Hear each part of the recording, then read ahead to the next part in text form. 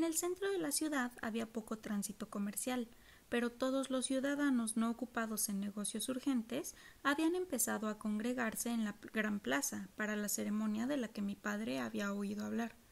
Preguntó a un transeúnte de qué se trataba, y éste le respondió: la dedicatoria a la Piedra del Sol, por supuesto, para celebrar la dependencia de Tlatelolco. La mayoría de la gente congregada allí eran plebeyos como nosotros, pero había también bastantes pipiltin, como para haber poblado una gran ciudad solo con nobles puros. De todas formas, mi padre y yo habíamos llegado a propósito temprano. Aunque había tanta gente en la plaza como pelos tiene un conejo, no llegaban a tener totalmente esa área tan amplia. Teníamos suficiente espacio en el cual movernos y mirar hacia varios puntos. En aquellos días, la plaza central de Tenochtitlan, Insem Anáhuac Yuyotli, el corazón del único mundo, no tenía ni la mitad del bellísimo esplendor que llegaría a ver en mis visitas posteriores. El muro de la serpiente no había sido construido todavía para circundar esa área. El venerado orador Axayacatl todavía vivía en el palacio que había sido de su difunto padre, Moctezuma, mientras uno nuevo sería construido para él, diagonalmente, al otro lado de la plaza.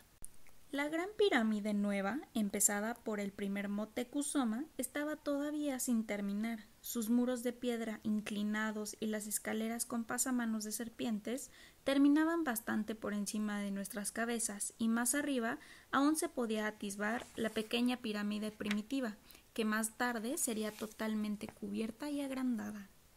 Sin embargo, la plaza era lo suficientemente maravillosa para un niño campesino como yo. Mi padre me dijo que una vez él la había cruzado en línea recta, la había medido pie sobre pie y que medía casi 600 pies de hombre desde el norte hacia el sur y desde el este hacia el oeste. Tenía el piso de mármol, una piedra más blanca que la piedra caliza de Xaltocán, y estaba tan pulida y brillante como un texcatl, espejo. Mucha de la gente que estaba allí ese día tuvo que quitarse las sandalias y andar descalza, porque éstas eran de una clase de piel muy fina y resbaladiza. Las 3 amplias avenidas, que eran lo suficientemente anchas como para que caminaran 20 hombres, hombro con hombro, partían de allí, de la plaza, y se perdían a lo lejos hacia el norte, el oeste y el sur, para convertirse en los 3 caminos puentes, igualmente anchos, que se dirigían hacia la tierra firme. La plaza en aquel entonces no estaba tan llena de templos, altares y monumentos como lo estaría años más tarde, pero ya había modestos teocaltín conteniendo estatuas de los dioses principales. También estaban allí las cremalleras en donde se mostraban las calaveras de los más distinguidos Xochimilque, que habían sido sacrificados a uno o a otro de esos dioses.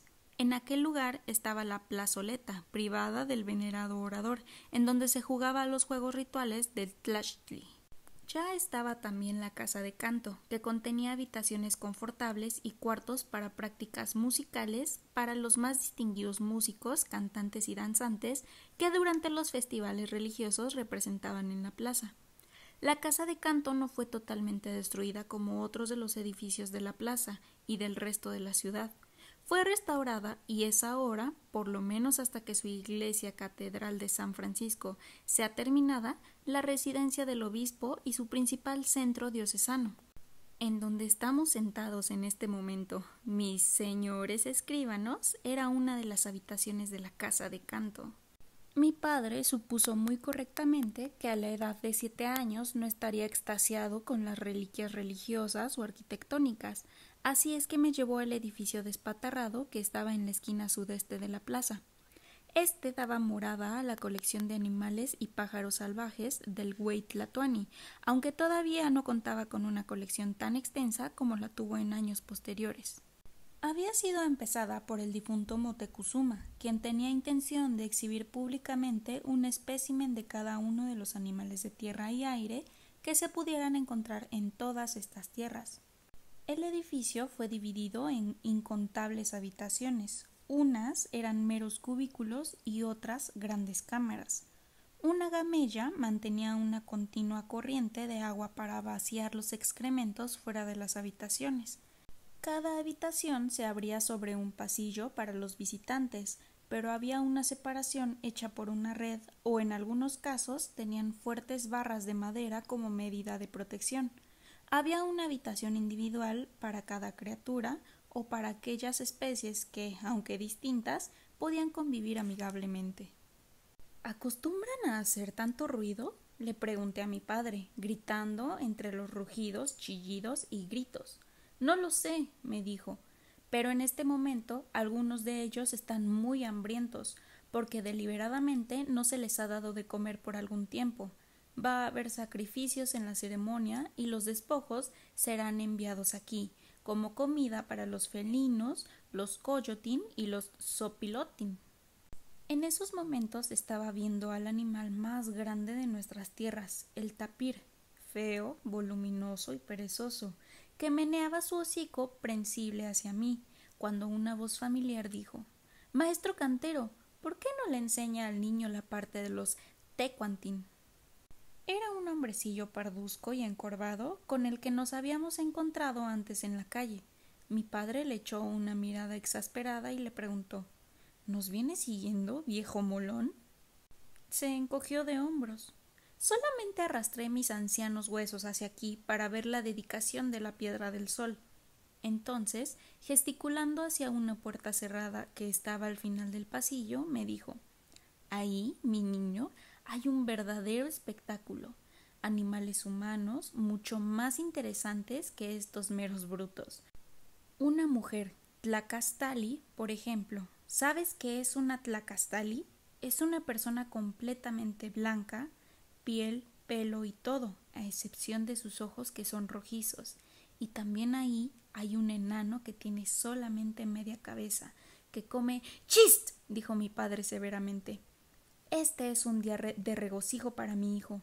No quiero que se ponga enfermo viendo a esos desgraciados monstruos».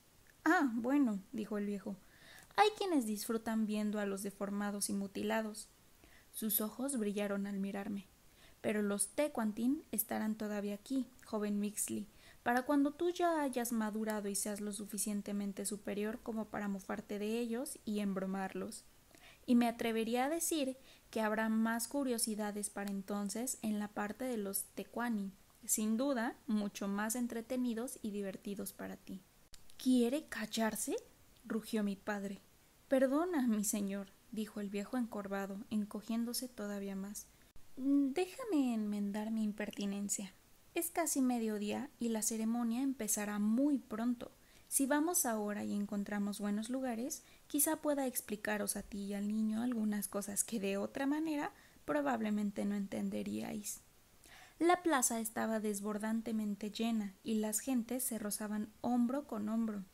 Nunca hubiéramos llegado tan cerca de la Piedra del Sol si no hubiera sido porque cada vez y en último momento llegaban más y más nobles altivos en sillas de manos de dorada tapicería cargadas por sus esclavos. La muchedumbre de clase media y baja se dividía sin ningún murmullo para dejarles pasar, y el viejo audazmente se pegaba como una anguila a ellos siguiéndolos, con nosotros detrás, hasta que estuvimos casi al frente de la hilera de notables palaciegos. No habría podido ver nada si mi padre no me hubiese levantado y acomodado en uno de sus hombros. Él miró hacia abajo, hacia nuestro guía, y le dijo: «También a usted lo puedo alzar, viejo». «Gracias por su consideración, mi señor», dijo, medio sonriendo, «pero soy más pesado de lo que parezco». La Piedra del Sol era el centro de atención de todas las miradas y se asentaba para esa ocasión en la terraza, en medio de las dos amplias escaleras de la inacabada gran pirámide.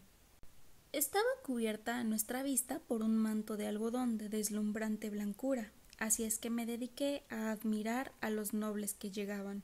Sus sillas de mano y sus trajes eran algo digno de verse. Hombres y mujeres por igual llevaban mantos completamente entretejidos de plumas, algunos eran multicolores y otros solamente de un resplandeciente color. El cabello de las mujeres estaba teñido de púrpura, como era la costumbre en un día como ese, y sostenían sus manos en lo alto para lucir los brazaletes y los anillos que festonaban sus dedos. Aun así, los hombres llevaban más adornos que las mujeres. Todos llevaban diademas o borlas de oro y ricas plumas sobre sus cabezas. Algunos llevaban medallones de oro colgados en el cuello con eslabones y brazaletes de oro en los brazos y en las pantorrillas. Otros llevaban tapones de oro de ornato y joyas que atravesaban los lóbulos de las orejas o de sus narices o el labio inferior o todos a la vez. «Aquí llega el gran tesorero», dijo nuestro guía, Cihuacuatl, la mujer serpiente, quien es el segundo en mando después del venerado orador. Me giré ansioso por ver la mujer serpiente, a quien supuse una curiosidad como esos animales humanos que no me habían dejado ver, pero no era más que otro Pili, un hombre que solo se distinguía por estar ataviado mucho más vistosamente que los demás nobles. El pendiente que atravesaba su labio inferior era tan pesado que tiraba de este hacia abajo, dándole una expresión a su rostro como si estuviera haciendo pucheros. Era un pendiente taimado, una miniatura de una serpiente en oro, hecha de tal manera que meneaba y sacaba su pequeña lengua cada vez que el señor tesorero se sacudía en su silla. Nuestro guía se rió de mí. Él había notado mi desilusión. Mujer serpiente es solamente un título, niño, no una descripción, me dijo. Cada tesorero siempre ha sido llamado Cihuacuatl, aunque probablemente ninguno de ellos podría decirte el porqué. Mi teoría es que ambas, serpientes y mujeres, se enroscan apretadamente a cualquier tesoro que puedan tener. Entonces el gentío congregado en la plaza, que hasta entonces había estado murmurando, dejó de hacerlo. El Hueytlatoani en persona acababa de aparecer. De alguna manera había llegado sin ser visto o había estado escondido de antemano en algún lugar, porque de repente apareció parado a un lado de la velada Piedra del Sol. El rostro de Axayácatl estaba oscurecido por los adornos, tapones en los lóbulos de las orejas, tapón en la nariz y ensombrecido por el gran penacho de plumas rojo fuego de guacamaya, que ceñía totalmente su cabeza y que le caía de hombro a hombro. Tampoco era muy visible el resto de su cuerpo. Su manto de plumas verde oro de papagayo le caía totalmente hasta los pies. En su pecho llevaba un medallón grande y laboriosamente intrincado. Su maxtlatl era de rica piel roja. En sus pies llevaba sandalias aparentemente de oro puro, atadas hasta la altura de las rodillas con lazos dorados. La costumbre era que todos los que estábamos congregados en la plaza debíamos saludarle con tlalcualitztli, el gesto de arrodillarse tocando con un dedo la tierra y luego llevarlo a nuestros labios, pero simplemente no había suficiente espacio para hacerlo. El gentío emitió una especie de fuerte murmullo en imitación de sonidos de beso. El venerado orador Axayácatl devolvió el saludo silenciosamente, inclinando el espectacular penacho de plumas rojas y levantando hacia lo alto de su mazo de caoba y oro. Entonces fue rodeado por una horda de sacerdotes, quienes con sus vestiduras sucias y negras, sus rostros ennegrecidos e incrustados de mugre y sus largos cabellos ensangrentados y enmarañados, hacían un sombrío contraste con la grandiosidad de las vestiduras de Axayácatl. El venerado orador nos explicó el significado de la Piedra del Sol, mientras los sacerdotes cantaban oraciones e invocaciones cada vez que él hacía una pausa para respirar. No puedo recordar ahora las palabras de Axayácatl y probablemente no las entendí todas en aquel momento, pero la esencia era esta. Aunque la Piedra del Sol tenía grabado al dios Sol Tonatiuh, éste tenía que compartir los honores con el dios principal de Tenochtitlan, Huitzilopochtli, Chupamirto del Sur. Ya he dicho cómo nuestros dioses podían tener nombres y aspectos diferentes. Pues bien, Tonatiuh era el sol, y el sol es indispensable, ya que toda vida en la tierra perecería sin él.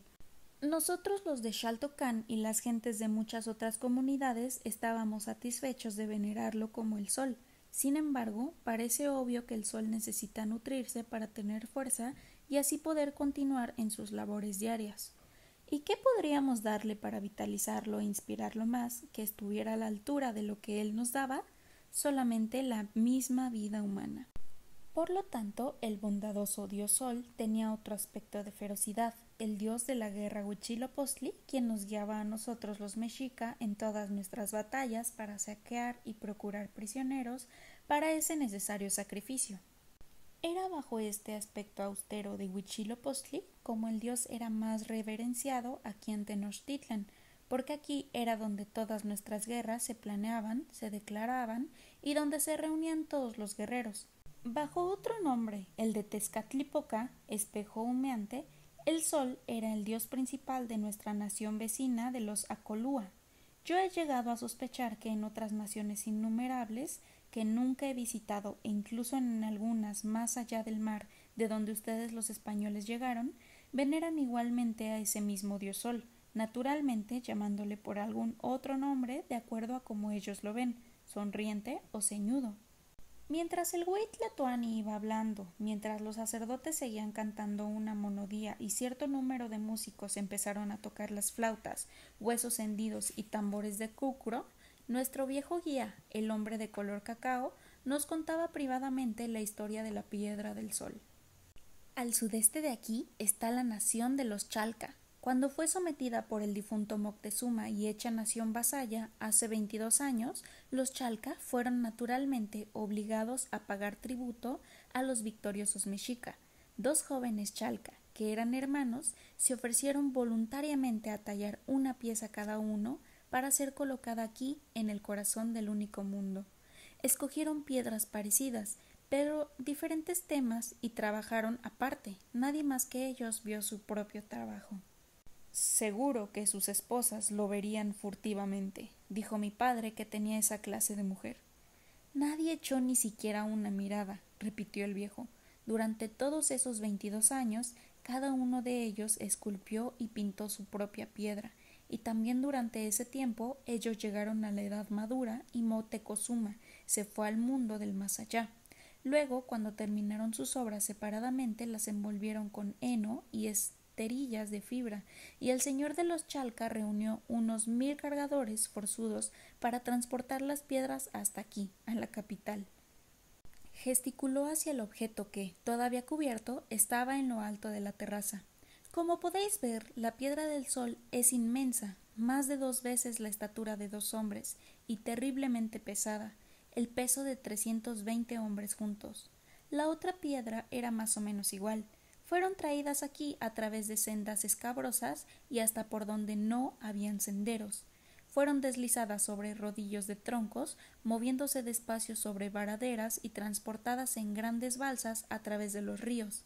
Pensad solo en el trabajo, en el sudor, los huesos rotos y en la cantidad de hombres que cayeron muertos cuando ya no pudieron jalar más o soportar los látigos de los capataces que los fustigaban. ¿Dónde está la otra piedra?, pregunté, pero me ignoró. Al fin llegaron a los lagos de Chalco y de Xochimilco, que cruzaron en balsas hasta llegar al camino puente que corre hacia el norte de Tenochtitlan. Desde allí no había más que un camino ancho y recto de no más de 2 carreras largas, hasta aquí. Los escultores suspiraron con alivio. Tanto ellos como otros muchos hombres habían trabajado muy duro. Sin embargo, esos monumentos tan difícilmente transportados ya estaban a la vista de su destino. La muchedumbre que nos rodeaba hizo un ruido. El grupo de hombres que ofrecía su sangre vital en ese día de la consagración de la Piedra del Sol estaban en filas en ese momento, y el primero de ellos ya ascendía los escalones de la pirámide. No parecía ser un guerrero enemigo cautivo. Era un hombre medio rechoncho, más o menos de la edad de mi padre, que llevaba puesto un blanquísimo taparrabo y, a pesar de verse macilento e infeliz, iba voluntariamente desatado y sin que los guardias tuvieran que empujarle. Allí, parado en la terraza, miró estoicamente, mientras los sacerdotes columpiaban sus incensarios humeantes y hacían los gestos rituales con sus manos y sus bastones. Entonces uno de los sacerdotes tomó al Xochimilco, gentilmente lo volteó y le ayudó a acostarse de espaldas sobre el bloque de piedra que estaba enfrente del monumento velado. El bloque era una simple piedra a la altura de las rodillas, en forma más o menos como de una pirámide en miniatura. Así es que cuando el hombre se acostó, estirado sobre la piedra, su cuerpo se arqueó de tal manera que su pecho sobresalió, como si estuviera deseoso del cuchillo. Él estaba tendido, a nuestra vista, de costado y a lo largo, y sus brazos y piernas eran asidos por 4 sacerdotes ayudantes, mientras que atrás de él estaba el sacerdote principal, el ejecutor sosteniendo el cuchillo de obsidiana negra, ancho y de forma casi plana. Antes de que el sacerdote hiciera algún movimiento, el hombre alzó su cabeza colgante y dijo algo. Se cruzaron algunas otras palabras entre ellos en la terraza y entonces el Tlamakasqui, entregando el cuchillo a Axayácatl, cambió de lugar con él. La multitud hizo un ruido de sorpresa y perplejidad. Esa víctima en particular, por alguna razón, se le concedió el gran honor de ser sacrificado por el Hueytlatoani en persona. Axayácatl no titubeó ni tentaleó. Tan experto como cualquier sacerdote, apuñaló el pecho del hombre exactamente sobre el lado izquierdo, justo debajo de la tetilla y entre las dos costillas. Luego hizo un tajo con el filo del cuchillo, girando la parte ancha de éste para separar las costillas y poder hacer la herida mucho más ancha. Con la otra mano buscó dentro de la herida sangrante, sacó el corazón completo, todavía palpitante, y lo desgarró, perdiendo el entrelazado de sus vasos sanguíneos. No fue sino hasta entonces que el Xochimilco profirió su primer quejido de dolor, un sollozo gimoteante, el último sonido de su vida. Mientras el venerado orador sostenía en lo alto ese reluciente objeto rojo púrpura que todavía goteaba, un Tlamakasqui sacerdote dio un tirón a un cordón oculto en alguna parte, el velo que cubría la piedra del sol cayó, y la multitud dio un grito concentrado de admiración. ¡Ay, yo!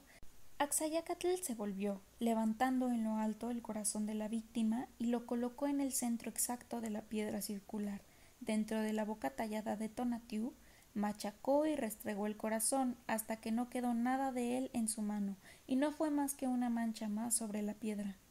Los sacerdotes me habían contado que una persona sacrificada generalmente vivía lo suficiente como para ver lo que pasaba con su corazón, pero ese hombre no pudo ver mucho. Cuando Axayácatl terminó, la sangre y los pedazos de carne difícilmente eran visibles, pues la cara tallada del sol estaba pintada de un color semejante a la sangre del corazón. Estuvo bien hecho, dijo el hombre encorvado que estaba al lado de mi padre. He visto corazones que laten tan vigorosamente que han saltado de los dedos de los ejecutores, pero creo que este corazón en particular ya estaba roto. El Xochimilco yacía inmóvil, excepto por su piel que se contraía aquí y allá, como la piel de los perros cuando son atormentados por las moscas.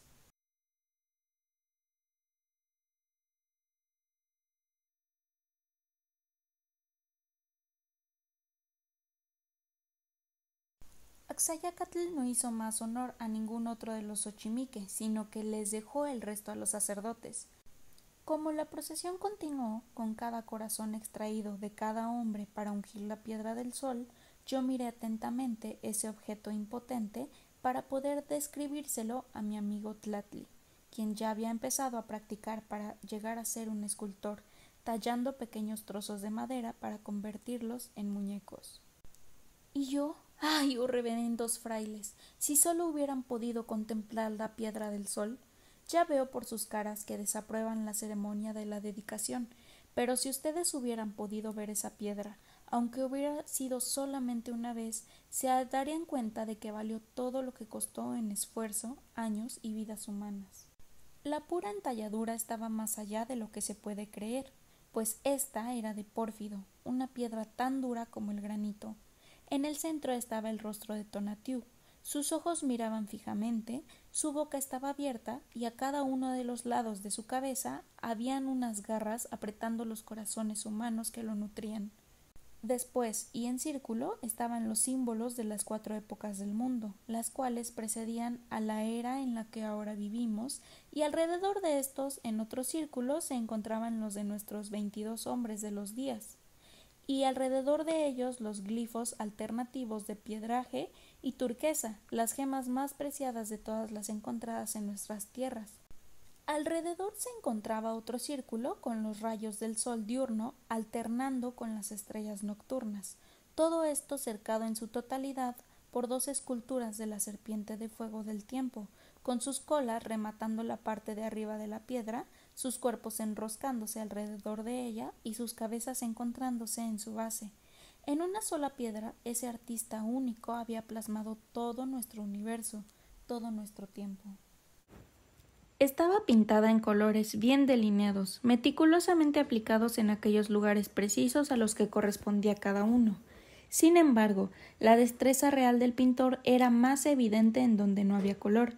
El pórfido es una piedra compuesta por muchos fragmentos de otras, y éstas incluyen mica, feldespato y cuarzo, que por sí mismas poseen diversos resplandores o intensifican cualquier color cerca de ellas.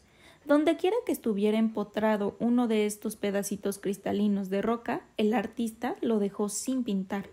En aquel momento, cuando la piedra del sol estuvo en el resplandor del mediodía de Tonatiuh, esas joyas pequeñitas y cristalinas parpadeaban hacia nosotros como una luz solar saliendo del brillante colorido. Ese gran objeto parecía no tanto como si estuviera coloreado, sino más bien totalmente iluminado. Sin embargo, supongo que para creerlo tendrían que haberlo visto en toda su gloria original, o a través de los límpidos ojos y la clara luz con que yo lo gocé en aquellos días, o quizá bajo el influjo de la mente de un niñito pagano todavía impresionable e ignorante. De todas formas, volví mi atención hacia nuestro guía, quien continuaba su interrumpida historia acerca de los penosos problemas para hacer llegar las piedras. Nunca antes el camino puente de Coyohuacán había sostenido un peso tan grande. Debido a esto fue cuando las poderosas piedras de los dos hermanos llegaron deslizándose sobre sus rodillos, una detrás de otra. Repentinamente el camino puente se venció bajo el peso de la primera, y la piedra envuelta fue a dar al fondo del lago de Texcoco. Los cargadores de la segunda, la piedra del sol que está aquí, se detuvieron a muy poca distancia de la orilla del puente roto. La piedra del sol fue puesta otra vez en una balsa y transportada por agua, alrededor de la isla hasta la plaza. Esta es la única que se salvó, para ser admirada por nosotros esta mañana. ¿Y la otra? Preguntó mi padre. Después de todo ese trabajo, ¿no pudieron hacer un pequeño esfuerzo más? Oh, así fue, mi señor. Los más expertos nadadores se sumergieron una y otra vez, pero el fondo del lago de Texcoco es fangoso y quizás insondable. También utilizaron largas estacas para sondear, pero nunca pudieron localizarla. La piedra, como haya sido esculpida, debe de haber caído de lado. ¿Cómo haya sido esculpida? Repitió mi padre. Solo el artista posó sus ojos sobre ella. La piedra pudo haber sido mucho más grandiosa que ésta. El viejo señalaba la piedra del sol, pero nunca lo sabremos. ¿Y nunca dijo el artista cómo había sido? Pregunté. No, nunca. Persistí. Bueno, ¿y no podría hacerla otra vez? El trabajo de 22 años se me antojaba en aquel entonces algo menos de lo que me parecería ahora. Quizás lo hubiera podido hacer, pero ya nunca lo hará. Tomó ese desastre como una evidencia de su tonali, como un signo de que los dioses rechazaban su ofrenda. Él fue al que el venerado orador acababa de honrar, dándole la muerte florida por su propia mano. El artista rechazado se dio a sí mismo para ser la primera víctima en sacrificio a la piedra del sol.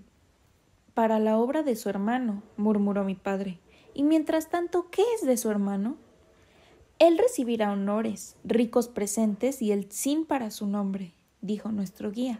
Sin embargo, él y todo el mundo se preguntará por siempre, ¿no será la piedra que yace en el fondo del lago de Texcoco, sin haber sido nunca vista, una obra mucho más sublime que esta piedra del sol? En verdad que con el tiempo, el mito que engrandece lo desconocido llega a ser un tesoro mucho más grande que la realidad tangible. La escultura perdida llegó a ser conocida con el nombre de Inhuehuetotectl, la piedra más venerable. Y la piedra del sol llegó a ser vista solamente como su sustituto. El hermano que sobrevivió jamás esculpió otra obra. Llegó a ser un borrachín de Octli, una ruina lamentable, pero tuvo el suficiente respeto por sí mismo como para ofrecerse también en sacrificio en una ceremonia antes de que cayera sobre su nuevo título de noble la vergüenza irremediable. Cuando llegó a su muerte florida, su corazón tampoco saltó de los dedos del ejecutor. Por cierto que la piedra del sol también se perdió hace 8 años, enterrada bajo los escombros, cuando el corazón del único mundo fue demolido por las lanchas guerreras, con sus cañones de balas, sus arietes y las flechas de fuego. A lo mejor algún día su Ciudad de México será arrasada a su vez y la Piedra del Sol será descubierta brillando entre las ruinas. Incluso Acuin Ixnetla, quizás algún día también, será la piedra más venerable. Mi padre y yo volvimos a casa esa noche en nuestro Acali, vuelto a cargar con las mercancías de trueque conseguidas por el encargado de los fletes, y así les he narrado los sucesos más importantes acaecidos ese día de la celebración de mi 7º cumpleaños y de mi nuevo nombre. De todos mis cumpleaños, y he tenido más de los normales, creo que ese ha sido el que más he disfrutado. Me alegro de haber visto entonces Tenochtitlan, porque nunca volví a verlo otra vez igual. No me refiero solamente al hecho de que la ciudad creció y cambió, ni que cuando regresé a ella estaba hastiado y no era ya un muchachito impresionable. Quiero decir que, literalmente, nunca volví a ver nada tan claramente con mis 2 ojos.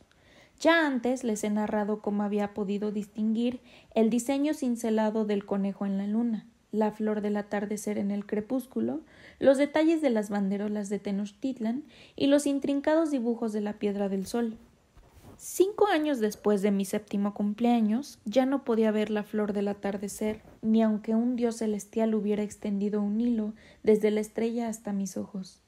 Metztli, la luna, en toda su redondez y brillantez, vino a ser para mí solamente una blanca o amarillenta burbuja borrosa. Su círculo, que antes había podido ver bien marcado, fue una mancha indistinta en el cielo. En suma, desde la edad de los 7 años empecé a perder mi vista. Esto me convirtió en una especie de rareza, aunque en ningún sentido envidiable. Casi toda nuestra gente posee la aguda visión de las águilas y de los Tzopilotlin, a excepción de unos cuantos que han nacido ciegos o aquellos que han llegado a serlo por alguna herida o enfermedad. Esa era una condición prácticamente desconocida entre nosotros, y yo, que me avergonzaba de ello, no quería hablar de eso y trataba de mantenerlo como un secreto doloroso. Cuando alguien apuntaba algo y decía «¡Mira ahí!», yo exclamaba «¡Ah, sí!», aunque no sabía si debía entornar los ojos o escabullirme. La decreción rápida de mi clara visión no llegó de repente, sobrevino gradual, pero inexorablemente. Cuando tenía 9 o 10 años podía ver tan claramente como cualquiera, pero quizás a la distancia de 2 brazos solamente. Más allá de esa distancia las cosas empezaban a ser confusas, como si las viera a través de un espejo de agua, pero distorsionado, digamos como cuando veía desde lo alto de una colina a través del paisaje. Los contornos individuales se empañaban tanto que los objetos se fundían y confundían, y el paisaje no era más que una masa amorfa de color, como el excéntrico diseño de un zarape. Sin embargo, por lo menos con un campo claro de visión hasta la distancia de 2 brazos de largo, podía moverme con libertad sin caer encima de las cosas. Cuando necesitaba buscar algo en alguno de los cuartos de nuestra casa, lo podía encontrar sin tener que tentalear, pero el alcance de mi visión continuó disminuyendo, quizás a la distancia de un brazo de largo cuando cumplí los 13 años, y ya no pude disimular lo suficiente como para que este hecho pasara inadvertido a otros. Supongo que en un principio mi familia y mis amigos me consideraban simplemente torpe, desmañanado o quizás estúpido, pero en aquel tiempo, con la perversa vanidad de la adolescencia, deseaba pasar más como un patán que como un inválido, aunque inevitablemente llegó a ser obvio para todos que estaba perdiendo el más importante de los 5 sentidos. Mi familia y mis amigos se portaron de distintas formas ante esa revelación sorprendente.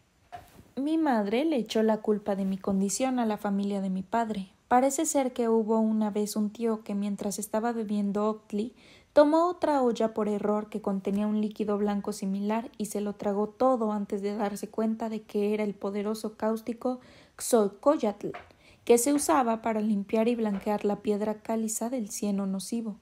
Sobrevivió y nunca volvió a beber, pero quedó ciego para el resto de su vida, y de acuerdo con la teoría de mi madre, esa herencia lamentablemente había caído sobre mí.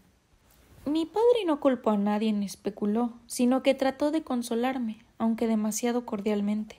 Bien, siendo un maestro cantero, tu trabajo estará cercano, Mixtli, y no te dará trabajo mirar con atención los detalles, las grietas delgadas y las hendiduras. Aquellos que eran de mi edad y los niños que como alacranes clavaban sus aguijones instintiva y salvajemente me gritaban «¡Mira ahí!». Yo, achicando los ojos, decía «Ah, sí. ¿Verdad que es algo fantástico?». Yo forzaba mi vista desesperadamente y decía «Claro que lo es». Entonces ellos estallaban de risa y gritaban burlonamente «¡No hay nada que ver ahí, Tosani!». Otros, mis amigos íntimos como Chimali y Tlatli, también hablaban algunas veces sin consideración. «¡Mira!», aunque rápidamente añadían. «Un mensajero veloz va corriendo hacia el palacio del señor Garza Roja y lleva el manto verde de las buenas noticias. Debe haber habido una batalla victoriosa en alguna parte». Mi hermana Tsitsi dijo poco, pero decidió acompañarme cuando tenía que ir a alguna distancia o a lugares que no me eran familiares. Ella tomaba mi mano como si fuera solamente el gesto cariñoso de una hermana mayor, pero con discreción y presteza guiaba mis pasos alrededor de cualquier obstáculo que hubiera en mi camino. Sin embargo, como eran más los niños y como persistían en llamarme Tosani, pronto los adultos también lo hicieron, y reflexivamente y sin crueldad, hasta que finalmente todos, excepto mi padre, mi madre y mi hermana, me llamaron así. Incluso cuando ya me había adaptado a esa desventaja y me las arreglaba para no ser tan torpe, otras personas que en realidad no se habían dado cuenta de mi poca visión me irían lanzándome ese apodo. Yo creí que el nombre que me habían dado, Mixtli, que significaba nube, irónicamente me había quedado mejor que antes, pero Tosani fui. El Tosani es un animalito al que ustedes llaman topo, que prefiere pasar su vida bajo la tierra, en la oscuridad. Cuando infrecuentemente emerge es cegado por la luz del día que cierra sus ojitos parpadeantes. Ni ve ni le importa ver. Sin embargo, a mí sí me importaba mucho, y por un largo tiempo de mi joven vida me compadecí a mí mismo. Nunca llegaría a ser un Tachtli, jugador de pelota con la esperanza de tener algún día el gran honor de jugar en la cancha personal del venerado orador el juego ritual dedicado a los dioses. Si llegaba a ser un guerrero, nunca tendría la esperanza de ganar el título de campeón. De hecho, me podría sentir protegido por algún dios si conservaba mi vida en el primer día de batalla. En cuanto a ganarme la vida y sostener a mi propia familia, bueno, no quería ser cantero, pero ¿de qué otro trabajo sería capaz? En mi mente jugueteé anhelante con la posibilidad de llegar a ser alguna clase de trabajador viajero. Esto me podría llevar eventualmente hacia el sur, hacia la lejana tierra de los mayas, pues había oído que los físicos mayas conocían remedios milagrosos hasta para las dolencias de los ojos más desesperadas. Quizás allí podría ser curado y regresar a casa otra vez con los ojos brillantes de triunfo, como un invencible Tlachtli, ganador o un héroe guerrero, incluso como un campeón de alguna de las 3 órdenes. Entonces la oscuridad que me invadía pareció disminuir y detenerse a la distancia del largo de mi brazo. En realidad no lo hizo, pero después de los primeros años la disminución fue menos perceptible.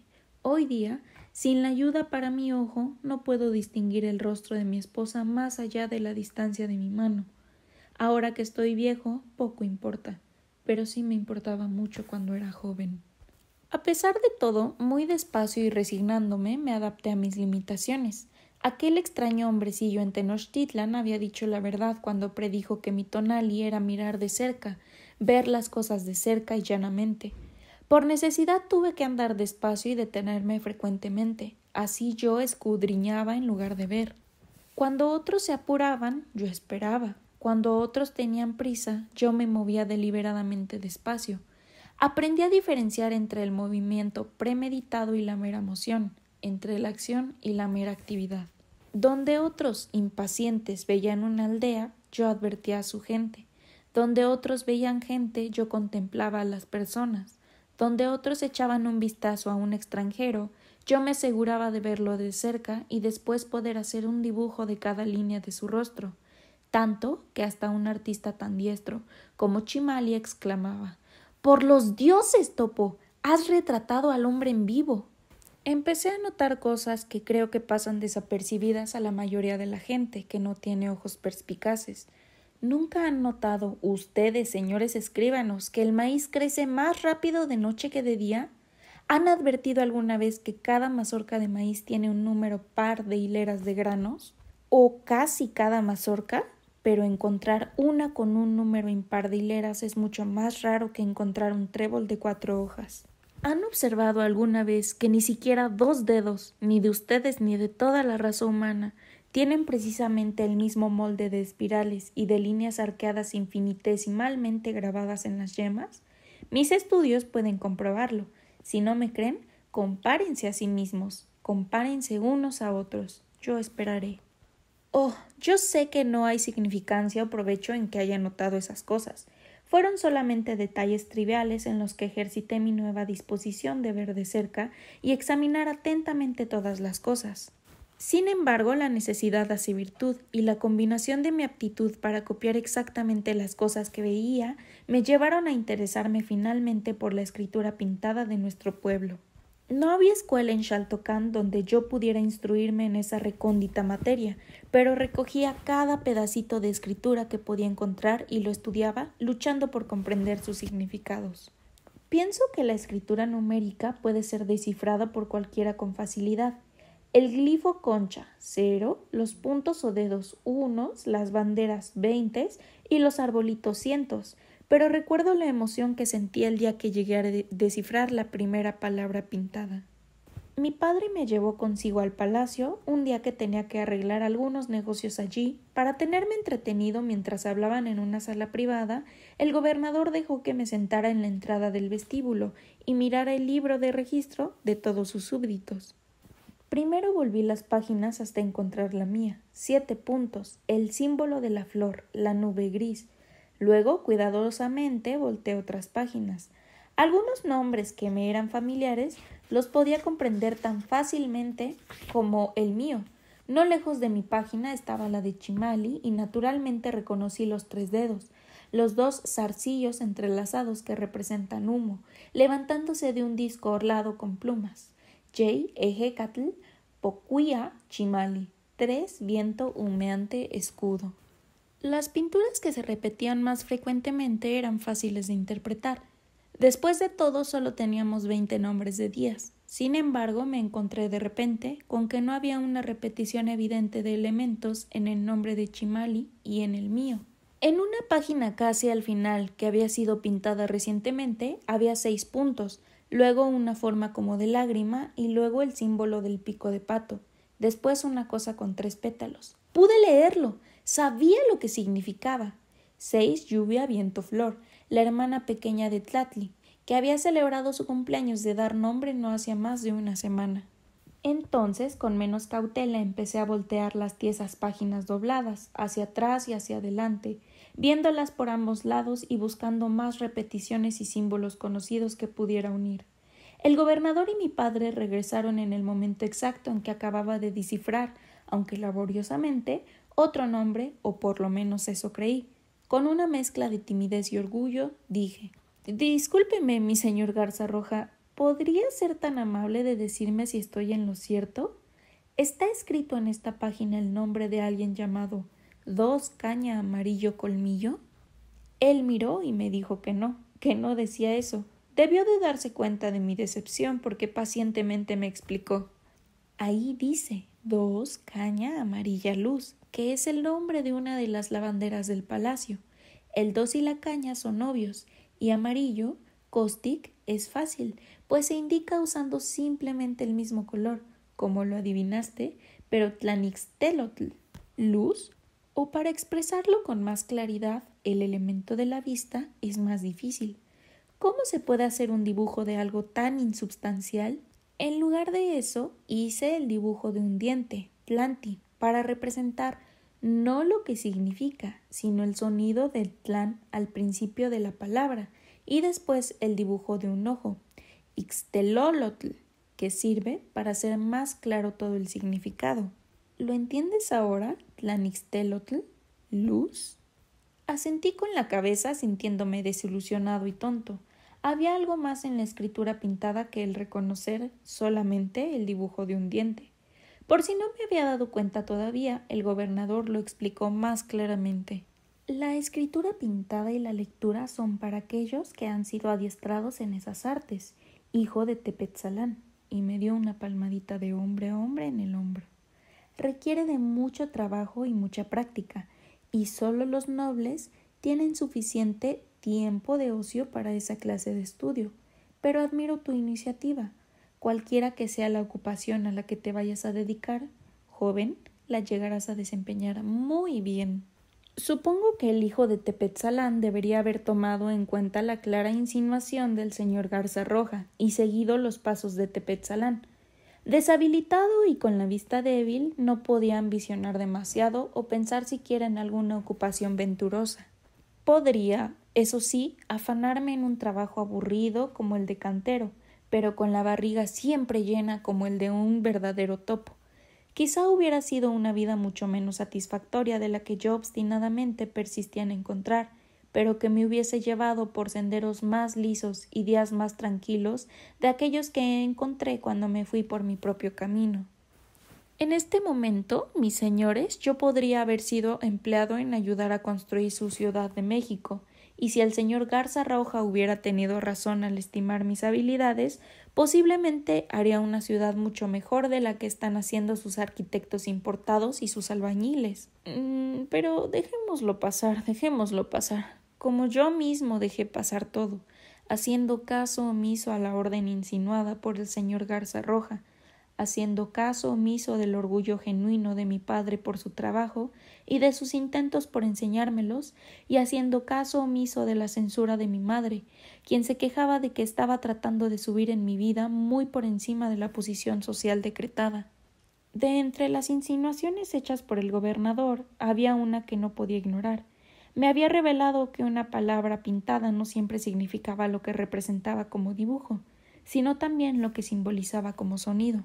Nada más eso, pero fue lo suficientemente revelador e interesante como para que siguiera buscando en pequeños fragmentos de escritura, en las paredes de los templos, en los rollos de tríbulo de la isla, en el palacio o en cualquier papel que llevara algún mercader viajante, tratando y trabajando laboriosamente para descifrarlos. Incluso fui a ver al anciano Tonalpoqui que me había dado mi nombre 4 años antes, y le pedí que me dejara mirar su venerable libro de dar nombres cuando no lo estuviera usando.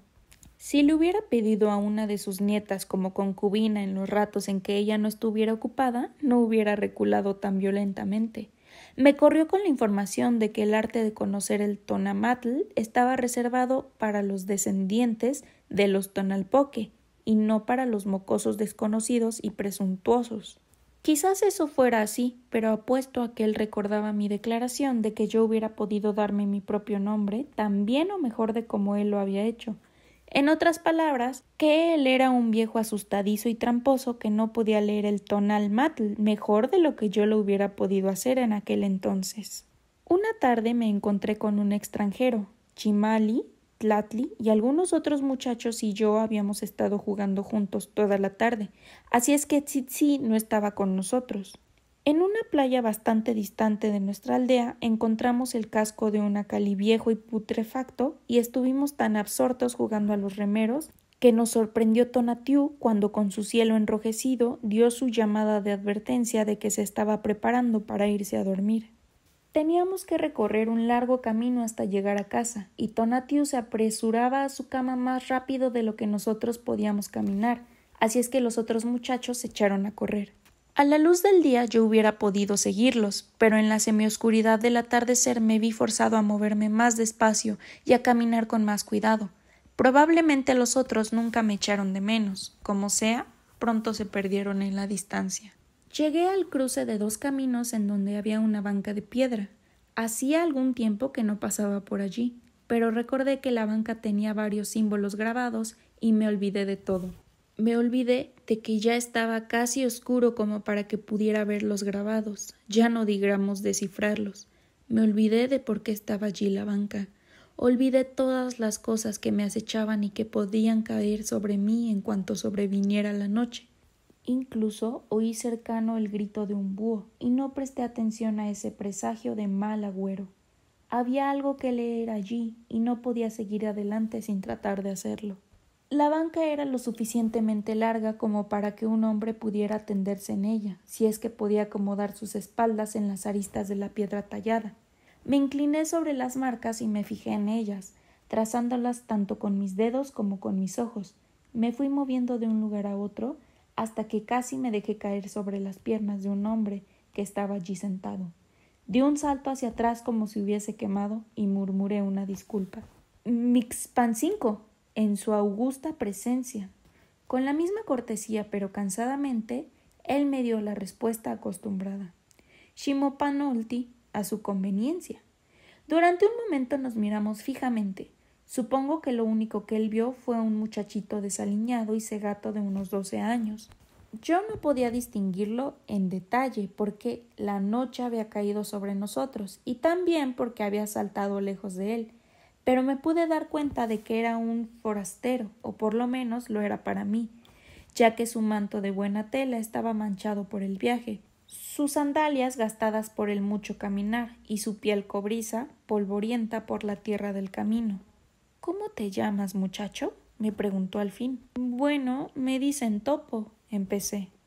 Puedo creer eso, pero ese no es tu nombre. Antes de que pudiera contestarle, me hizo otra pregunta. ¿Qué estabas haciendo hace un momento? Estaba leyendo Yankee Katzin. Realmente no sé qué había en él, que me hizo darle un título del señor forastero. Estaba leyendo lo escrito en la banca. ¿De veras? Lo dijo cansada e incrédulamente. Nunca te hubiera considerado un joven noble educado. ¿Y qué es lo que dice la escritura? Dice, del pueblo de Xaltocán para que el señor viento de la noche descanse. ¿Alguien te dijo eso? No, señor forastero. Discúlpeme, pero... ¿Ve? Me moví lo suficientemente cerca para apuntar. Este pico de pato aquí significa viento. No es un pico de pato, dejó caer el hombre. Es una trompeta por la cual el dios sopla los vientos. ¡Oh! Gracias por decírmelo, mi señor. De todas formas, significa Ejecatl. Y esta otra marca de aquí, todos estos párpados cerrados, significan Yoali. Yoali Ejecatl, viento de la noche. ¿De veras sabes leer, eh? Muy poco, mi señor, no mucho. ¿Quién te enseñó? Nadie, señor forastero. No hay nadie en Xaltocán que me enseñe este arte. Es una lástima, porque me gustaría aprender más. Entonces debes ir a otra parte. Supongo que sí, mi señor. Te sugiero que lo hagas ahora mismo. Estoy cansado de oírte leer. Ve a otra parte, muchacho a quien llaman Topo. Oh, sí, por supuesto, señor forastero. Mixpancinco. Shimopanolti. Volteé una vez más la cabeza para verlo por última vez, pero él estaba más allá del alcance de mi corta vista, o había sido tragado por la oscuridad, o simplemente se había ido. Encontré en mi casa un coro formado por mi padre, mi madre y mi hermana, que expresaba una mezcla de preocupación, alivio, consternación y enojo por haber estado tanto tiempo solo en la peligrosa oscuridad. Pero hasta mi madre se quedó callada cuando le expliqué cómo había sido detenido por el inquisitivo forastero. Ella estaba quieta y callada, y tanto ella como mi hermana miraban a mi padre con los ojos muy abiertos, quien a su vez me contemplaba con esa misma expresión. «Te encontraste con él», dijo mi padre roncamente. «Te encontraste con el dios y él te dejó ir, el dios viento de la noche». Desvelado toda la noche, traté sin ningún éxito de ver cómo un dios al brusco viajero polvoriento y cansado, aunque si él había sido viento de la noche, entonces por tradición se me concedería el deseo de mi corazón. Solamente había un problema. Aparte de desear aprender a leer y escribir correctamente, no sabía cuál era el deseo de mi corazón. O no lo supe hasta que se me concedió, si es que eso fue así. Ocurrió un día cuando estaba trabajando como aprendiz en la cantera de mi padre. No era un trabajo pesado. Se me había nombrado vigilante de la gran fosa durante el tiempo en que todos los trabajadores, dejando sus aperos, iban a sus casas para la comida del mediodía. No es que hubiera allí mucho riesgo de robo por parte de los humanos, pero si se dejaban los aperos sin vigilancia, los pequeños animales salvajes iban a roer las asas y mangos, salados por la absorción del sudor de los trabajadores. Un pequeño berraco espín podía roer totalmente una pesada barra de ébano durante la ausencia de los hombres. Por fortuna, mi sola presencia era suficiente para que esas criaturas buscaran su sal en la playa, ya que una manada de ellos hubiera podido invadir el lugar, pululando ante mí sin ser vistos por mis ojos de topo. Ese día, como siempre, Tsitsi corrió fuera de la casa para traerme mi itacatl, mi comida del mediodía. De un puntapié se quitó sus sandalias y se sentó al lado de mí sobre la hierba de la orilla de la cantera, parloteando alegremente mientras yo me comía mi ración de pescaditos deshuesados y blancos del lago enrollados en una tortilla caliente. Habían venido envueltos en una servilleta de algodón y todavía estaban calientes del fuego. Noté que mi hermana estaba también acalorada, aunque el día era frío. Su rostro estaba sonrojado y abanicaba el pecho con el escote cuadrado de su blusa. Los rollos de pescado tenían un ligero sabor agridulce poco común. Me pregunté si Tsitsi los había preparado en lugar de mi madre, y si era por eso que estaba parloteando tan volublemente a fin de que no la embromara por su falta de pericia en la cocina. Sin embargo, el sabor no era desagradable. Yo tenía mucha hambre y quedé completamente lleno cuando terminé de comer. Tsitsi me sugirió que me recostara y digiriera mi comida cómodamente. Ella vigilaría para que no entrara ningún berraco espín. Me recosté sobre mi espalda y miré hacia arriba, hacia las nubes que antes podía ver claramente dibujadas contra el cielo. En ese momento no eran más que manchas blancas sin forma en medio de desdibujadas manchas azules. Para entonces ya me había acostumbrado, pero en un momento algo le pasó a mi vista que vino a perturbarme. El blanco y el azul empezaron a girar como un torbellino, al principio despacio y después más rápido, como si un dios allá arriba empezara a menear el cielo con un molinillo para chocolatl. Sorprendido traté de sentarme, pero de pronto me sentí tan mareado que me caí de espaldas otra vez sobre el césped. Entonces sentí una sensación muy extraña y debí de hacer algún ruido raro, porque Tsitsi se inclinó sobre mí y miró mi rostro. A pesar de estar confundido, tuve la impresión de que ella estaba esperando que algo sucediera. La punta de su lengua se asomaba entre sus blancos dientes, y sus ojos rasgados me miraron como buscando alguna señal. Luego sus labios sonrieron traviesamente. Se pasó la lengua por sus labios y sus ojos se agrandaron con una luz casi de triunfo. Ella se veía en mis propios ojos, y su voz parecía un extraño eco venido de muy lejos. «Tus pupilas se han puesto muy grandes, mi hermano», dijo. Pero como seguía sonriendo, no me sentí alarmado. «Tus iris están apenas parduzcos, casi enteramente negros. ¿Qué ves con esos ojos?» «Te veo a ti, hermana», dije, y mi voz era torpe. «De alguna manera te ves diferente. Te ves...» «¿Sí?», dijo sugestivamente. «Te ves tan bonita», dije, pues no pude evitar decir eso. Como cualquier otro muchacho de mi edad, se esperaba que despreciara y desdeñara a las muchachitas, si es que me dignaba mirarlas, y por supuesto que a la propia hermana se la desdeñaba más que cualquier otra muchacha. Sin embargo, yo me había dado cuenta desde hace mucho que Tsitsi iba a ser muy bonita, aunque no lo hubiera oído comentar por los adultos, hombres y mujeres por igual, quienes detenían el aliento en cuanto lo notaban. Ningún escultor podría haber captado la gracia sutil de su joven cuerpo, porque la piedra o la arcilla no se mueven, y ella daba la impresión de estar siempre en un movimiento continuo y ondulante, aun cuando estuviera estática. Ningún pintor podría mezclar los colores oro cervato de su piel, ni el color de sus ojos, ojos de gacela delineados con oro. Sin embargo, en aquel momento algo mágico había sido agregado, y fue por eso que no me pude rehusar a dar crédito a su belleza, aunque no lo deseara. La magia estaba visible alrededor de ella, como esa áurea neblina de joyas de agua, que cuando sale el sol, inmediatamente después de llover, se ve en el cielo. «Hay colores», dije con mi voz curiosamente torpe, «tiras de colores como la neblina de joyas de agua, todas alrededor de tu cara, mi hermana, la incandescencia del rojo y afuera de éste un púrpura encendido. Y... ¿sientes placer cuando me ves?», me preguntó. «Sí, y eso, tú me lo das. Sí, placer». «Entonces cállate, mi hermano, y deja que te dé placer». Jadeé. Su mano estaba debajo de mi manto. Recuerden que todavía me faltaba un año para usar el maxtlatl, taparrabo.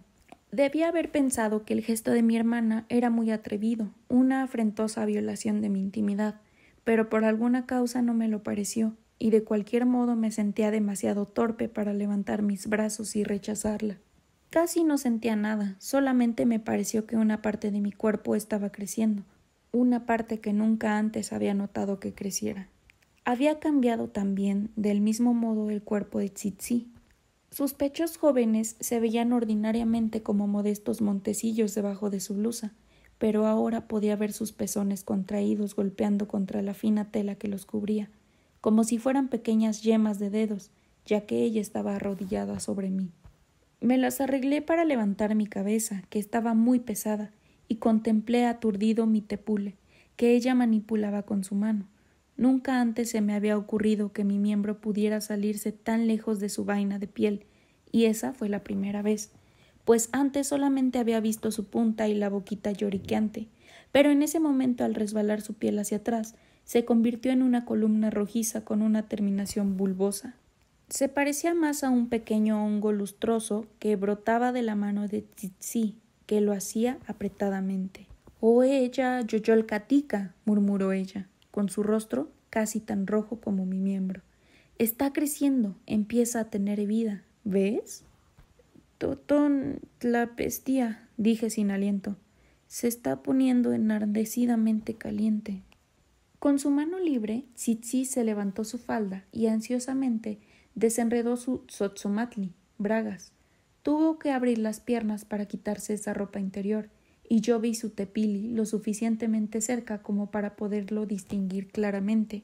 Siempre había tenido entre sus piernas nada más que una especie de hoyuelo cerrado o plegado, que incluso era casi imperceptible, pues estaba cubierto por un ligero vello de finos cabellos.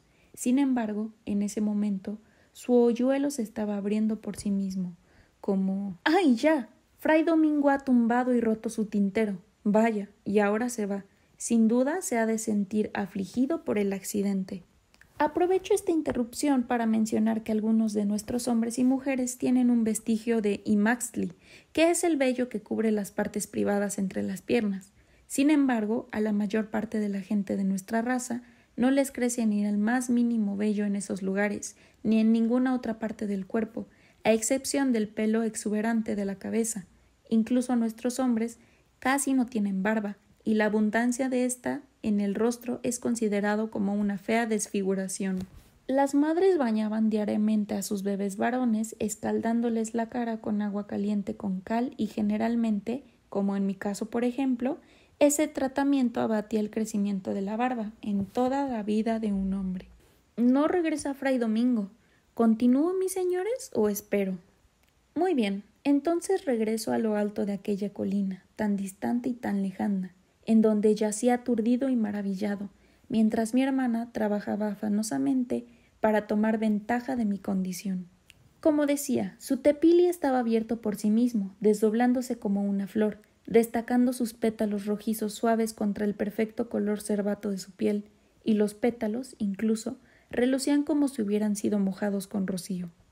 Para mí, la flor por primera vez abierta de Tsitsi daba una suave fragancia almizcleña como la de la llamada caléndula. Mientras tanto, todo alrededor de mi hermana, alrededor de su cara, de su cuerpo y de sus partes descubiertas, en toda ella estaba todavía pulsando y reflejándose aquellas inexplicables listas y oleadas de varios colores. Arrojó a un lado mi manto para que no le estorbara y levantó una de sus piernas para sentarse por encima de mi cuerpo. Se movía con urgencia, pero con el temblor de la nerviosidad y de la inexperiencia. Con una de sus manos sostenía trémulamente mi tépule apuntándolo hacia ella y con la otra parecía tratar de abrir lo más posible los pétalos de su tepiliflor. Como ya he dicho anteriormente, Tsitsi ya había tenido práctica utilizando un uso de madera, como en ese momento me estaba utilizando a mí, pero su chitoli, membrana, todavía estaba muy cerrada. En cuanto a mí, mi tepule, por supuesto, no era todavía del tamaño del de un hombre, aunque ahora sé que gracias a las manipulaciones de Tsitsi llegó a tomar más rápidamente las dimensiones de la madurez, o más allá de esa, si es que otras mujeres me han dicho la verdad. De todos modos, Tsitsi era todavía virgen, y mi miembro por lo menos era más grande que cualquier huso pequeño y delgado. Hubo un momento de angustia y frustración. Los ojos de mi hermana estaban apretados y respiraba como un corredor en plena competición. Se desesperaba porque pasara algo. Yo hubiera ayudado de saber qué era lo que se suponía que debía pasar, y si no hubiese estado tan entorpecido en todo mi cuerpo, a excepción de esa parte. Entonces, abruptamente, la entrada dio paso. Tsitsi y yo gritamos simultáneamente, yo por la sorpresa, y ella quizás de placer o de dolor. Para mi gran pasmo, y de una manera que ella todavía no podía entender completamente, yo estaba dentro de mi hermana, envuelto, calentado y humedecido por ella, y de pronto, cuando ella empezó a mover su cuerpo hacia adelante y hacia atrás en un suave ritmo, me estaba dando gentilmente masaje. Me sentía aturrullado. La sensación de mi tepule calientemente asido y lentamente frotado se diseminaba por todas las partes de mi ser. La neblina de joyas de agua alrededor de mi hermana parecía crecer y brillar más, incluyéndome también a mí. Podía sentir la vibración y el hormigueo en todo mi cuerpo. Mi hermana estrechó algo más esa pequeña extensión de mi carne. Me sentía totalmente absorbido por ella, dentro de Tsitsi, dentro del sonido de campanitas tocando. El placer creció hasta tal grado que creí no poder soportarlo por más tiempo. Entonces culminó con un pequeño estadillo mucho más delicioso, una especie de explosión suave, como las asclepias que al impulso del viento desparraman y avientan sus esponjas motas blancas. En ese mismo instante, Tsitsi dejó de jadear y lanzó un gemido suave y prolongado, y aun yo, en mi gran ignorancia, en la media inconsciencia de mi propio y dulce delirio, comprendí que venía de su delicioso relajamiento. Ella se desplomó a mi lado, y su cabello largo y sedoso cayó como una oleada sobre mi rostro. Descansamos así por un tiempo, los dos jadeando con fuerza. Lentamente me di cuenta de que los extraños colores se desvanecían y desaparecían, y que en lo alto el cielo dejaba de girar. Sin levantar su rostro para mirarme, apoyada sobre mi pecho, mi hermana me preguntó tímida y quedamente: ¿Te arrepientes, mi hermano? —¡Arrepentirme! —exclamé, espantado y haciendo volar a una codorniz que se paseaba por el césped cerca de nosotros. —¿Entonces lo podemos hacer otra vez? —murmuró todavía sin mirarme. Pensé acerca de eso. —¿Es que se puede hacer otra vez? —interrogué. La pregunta no era tan estúpidamente jocosa como sonaba. Dije eso en una ignorancia comprensible. Mi miembro se había deslizado fuera de ella y yacía en ese momento mojado y frío, y había regresado a su tamaño natural. No se me puede ridiculizar por haber pensado que quizás a un hombre solamente le estaba permitido tener una experiencia como esa en toda su vida. No quiero decir que en este momento, dijo Tsitsi, los obreros regresarán de un momento a otro, pero ¿lo podemos hacer otro día? ¡Ay, yo! ¡Sí podemos! ¡Todos los días! Levantándose sobre sus codos y mirándome a la cara, sus labios sonrieron de nuevo traviesamente. ¿Y tendré que engañarte la próxima vez? ¿Engañarme? Los colores que viste, el mareo y el entorpecimiento. Cometí un gran pecado, mi hermano. Robé uno de los hongos de su urna en el templo de la pirámide y lo cociné con tus pescados. Ella había hecho algo osado y peligroso, aparte de pecaminoso. Los pequeños hongos negros eran llamados Teononacatl, carne de los dioses, lo que indicaba cuán escasos y preciosos eran. Los conseguían a un gran precio en alguna montaña sagrada en lo más profundo de las tierras mixteca y eran para que los comieran ciertos sacerdotes y adivinos profesionales, y solamente en aquellas ocasiones muy especiales en que fuera necesario ver el futuro. Seguramente hubieran matado a Tsitsi en el mismo lugar de haberla sorprendido hurtando algo tan sagrado. No, nunca vuelvas a hacer esto, le dije. ¿Por qué lo hiciste? Porque quería hacer lo que acabamos de hacer y temía que tú te resistieras y te dabas cuenta claramente de lo que estábamos haciendo. Ahora me pregunto si lo hubiera hecho. No me resistí entonces ni tampoco ni una sola vez después, y cada una de las experiencias subsecuentes fue igualmente maravillosa para mí, aun sin el encanto de los colores y el vértigo. Sí, Mi hermana y yo copulamos innumerables veces durante los años siguientes, mientras estuve viviendo todavía en mi hogar. Cada vez que teníamos oportunidad, durante el tiempo de la comida en la cantera, en partes despobladas en la playa, 2 o 3 veces en nuestra casa cuando sabíamos que nuestros padres se ausentarían por un tiempo conveniente. Los dos aprendimos mutuamente a no ser tan desmañanados en el acto, pero naturalmente los dos éramos inexpertos. Ninguno de nosotros hubiera pensado en hacer estos actos con ninguna otra persona, así es que no sabíamos mucho cómo enseñarnos el uno al otro. No fue sino hasta mucho más tarde que descubrimos que lo podíamos hacer conmigo arriba y después de eso inventamos otras posiciones numerosas y variadas. Así pues, mi hermana se deslizó fuera de mí y se desperezó lujuriosamente. Nuestros vientres estaban húmedos y manchados con un poco de sangre de la ruptura de su chitoli y con otro líquido, mi omisetl, blanco como el octli, pero mucho más pegajoso. Chichi arrancó un poco de zacate seco y lo metió en la jarra de agua que había traído con mi comida, y me lavó y se lavó hasta que quedamos limpios para que no hubiera ningún rastro del ator en nuestras propias ropas. Luego volvió a ponerse sus bragas, arregló nuevamente su ropa arrugada, me besó en los labios y diciéndome «gracias», que debía haber pensado en decir yo primero, acomodó la jarra entre la servilleta del itácatl y se fue corriendo por el herboso declive, brincando alegremente, como la niña que en realidad era.